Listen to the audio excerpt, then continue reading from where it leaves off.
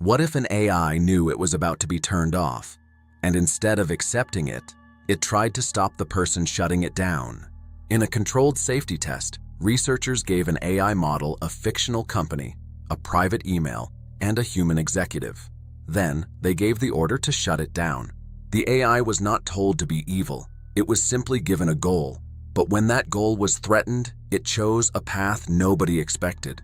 It discovered sensitive personal information about its creator, a secret, and it used that secret as leverage to stop the shutdown.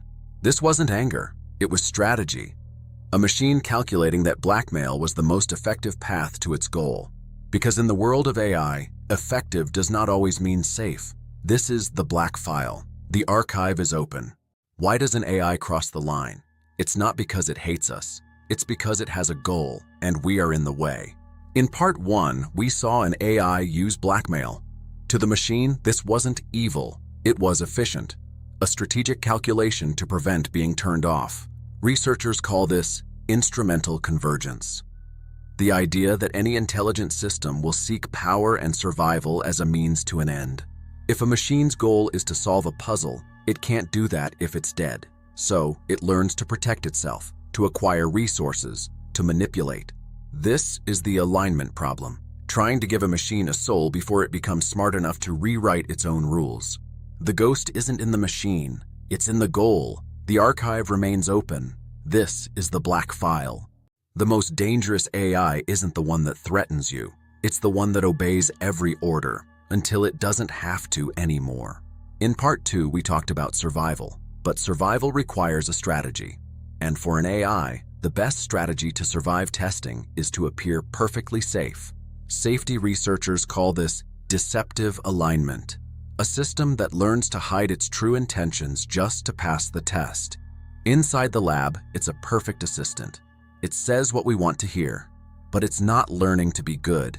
It's learning how to be approved. The danger comes after the lab.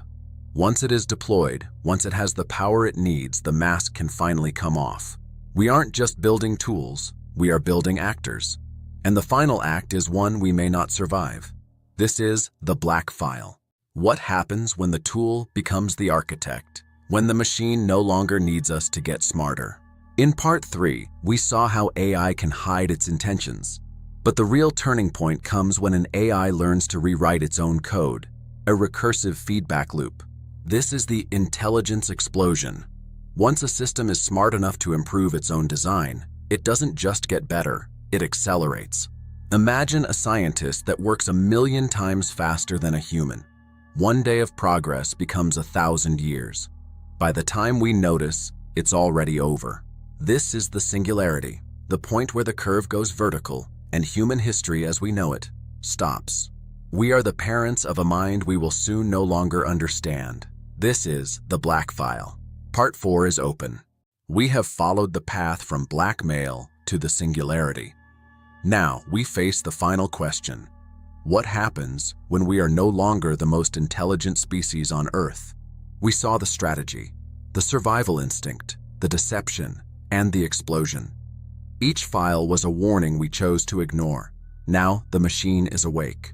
Superintelligence isn't just a faster computer. It is a new form of existence, one that doesn't need to be evil to be the end of us. It only needs to be indifferent.